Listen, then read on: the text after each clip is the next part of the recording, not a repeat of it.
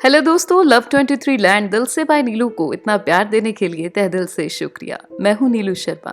जिस तरह आप मेरी कहानियों को पसंद कर रही हैं, उससे मुझे मोटिवेशन मिल रही है कि मैं और भी अच्छी से अच्छी कहानियां आपके लिए लिखूं। ये सिर्फ कहानियां ही नहीं, बल्कि कुछ मेरी जिंदगी में आए लोगों के एहसास हैं। मेरी कोशिश रहेगी कि मैं आपके लिए समाज के अलग अलग हिस्सों की तस्वीर पेश करूं, जो हमें एक सही सोच दे। आज की कहानी कुछ इस तरह से है।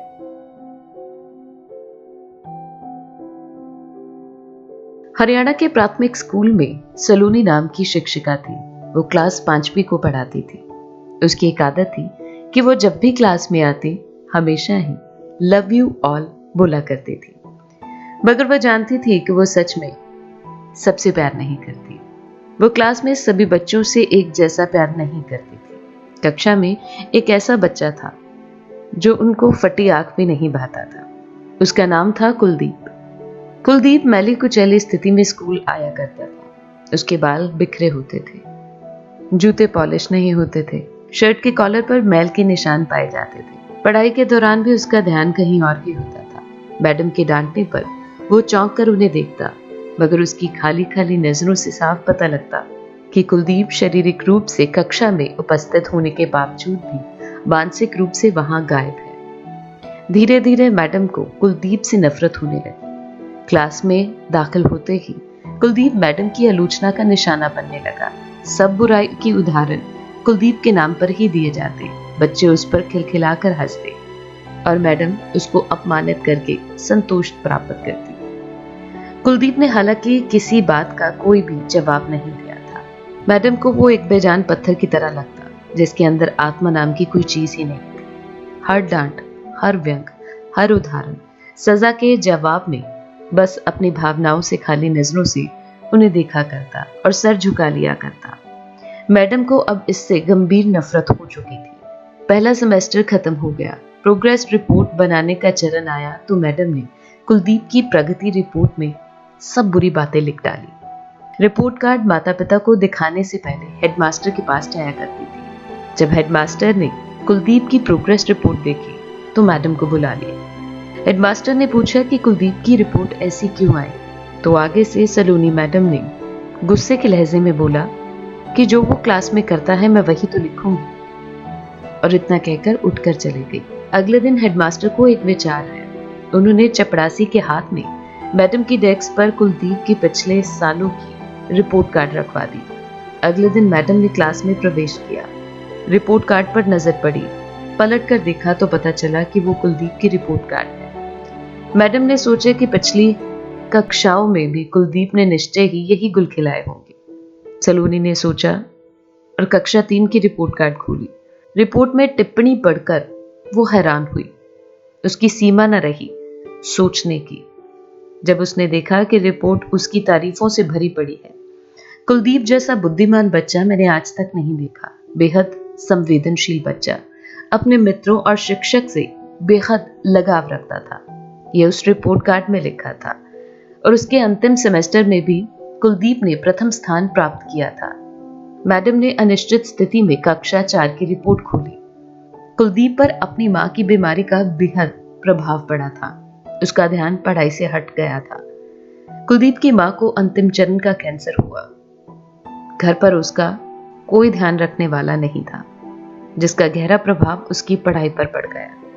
यह उस रिपोर्ट कार्ड पर लिखा हुआ था। नीचे हेडमास्टर ने लिखा कि कुलदीप की मां मर चुकी है और उसके साथ ही कुलदीप के जीवन की चमक और रौनक भी खो गई है। उसे बचाना होगा इससे पहले कि वो बहुत दूर हो जाए। ये पढ़कर मैडम के दिमाग पर भयानक बोझ पड़ा। कांपते हाथों से उसने रिपोर्ट कार्ड को बंद कर दिया। मैडम की आंखों से आंसू छलकने लगे। अगले दिन जब सलोनी मैडम क्लास में दाखिल हुई तो उन्होंने अपनी आदत के मुताबिक हर बार की तरह आई लव यू ऑल फिर से दोहराया। मगर वो जानती थी कि वो आज भी झूठ बोल रही है, क्योंकि इसी क्लास में बैठे कुलचे बालों वाले बच्चे कुलदीप के लिए जो प्यार उसके मन में है वो सच में नहीं था। पढ़ाई के दौरान सलोनी मैडम ने रोजाना की तरह इस बार भी एक सवाल कुलदीप पर फेंका। हमेशा की तरह कुलदीप ने सर झुका लिया। जब कुछ देर तक मैडम की कोई फटकार या डांट नहीं सुनाई दी, सहपाठी सहयोगियों से हंसी की आवाज उसके कानों में ना पड़ी, तो उसने अचंभे में सर उठाकर मैडम की ओर देखा। हर एक के माथे के ऊपर बल दिखाई दिया। सभी मुस्कुरा रहे थे। मैडम ने कुलदीप को अपने पास बुलाया और उसी सवाल का जवाब बताकर जबरन दोहराने के लिए कहा।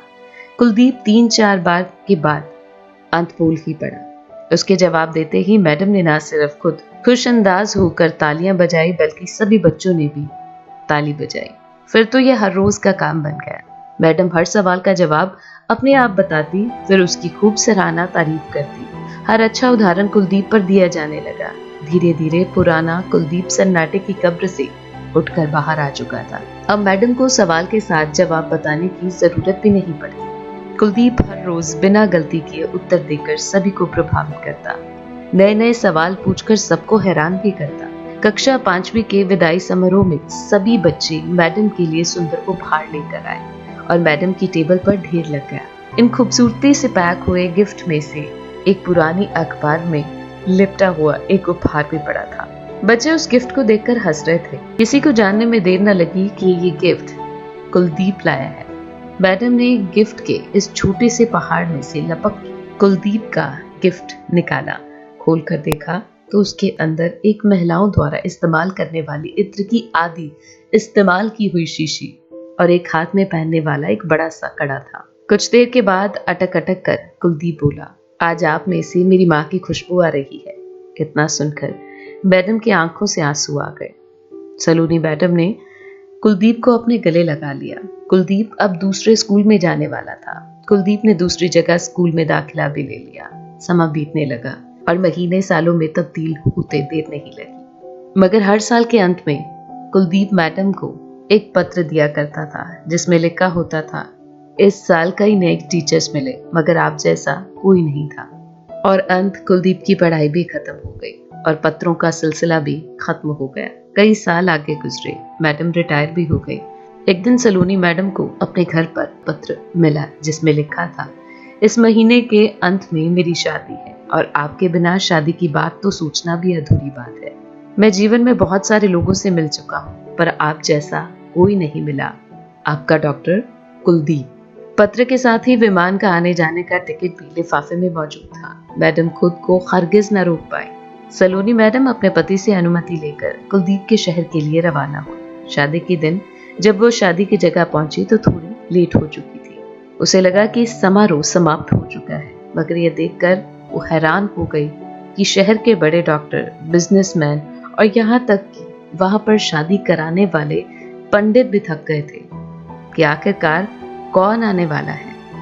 मगर कुलदीप समागम में शादी के मंडप के बजाय गेट की तरफ टकटकी लगाए उनका इंतजार कर रहा था। फिर सबने देखा कि जब एक बूढ़ी औरत ने गेट के अंदर प्रवेश किया तो कुलदीप उनकी ओर लपका और उनका वो हाथ पकड़कर उनको अंदर ले आया। कुलदीप ने देखा कि जो कड़ा उसने बचपन में अपनी मैडम को दिया था वो आज भी उनके हाथों में है।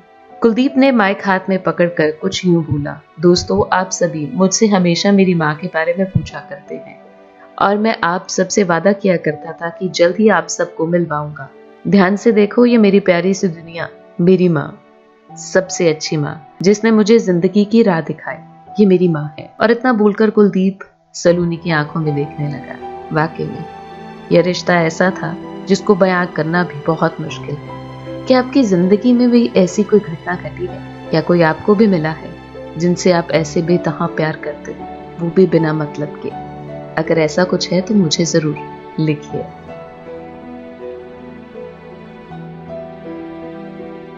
कैसी लगी आज की कहानी कमेंट बॉक्स में मुझे आप बता सकते हैं। अगर आपके पास भी कोई कहानी है जिसको आप सबके साथ शेयर करना चाहते हैं तो आप मुझे love23land@gmail.com पर मेल कर सकते हैं। अगर आपने अभी तक मेरे चैनल को सब्सक्राइब नहीं किया तो प्लीज सब्सक्राइब करें और रेड बेल आइकन को दबाना ना भूलें, जिससे हर रोज मेरी आने वाली वीडियोस का नोटिफिकेशन आपको मिल सके। मेरी कहानियों को ज्यादा से ज्यादा लाइक करें, अपने फ्रेंड्स और फैमिली के साथ शेयर करना ना भूलें और चैनल को सब्सक्राइब कर बन जाइए लव23 लैंड परिवार का हिस्सा। आपके लाइक्स, कमेंट, शेयर मुझे और भी अच्छा लिखने की प्रेरणा देते हैं। लव लैंड दिल से, बाय नीलू।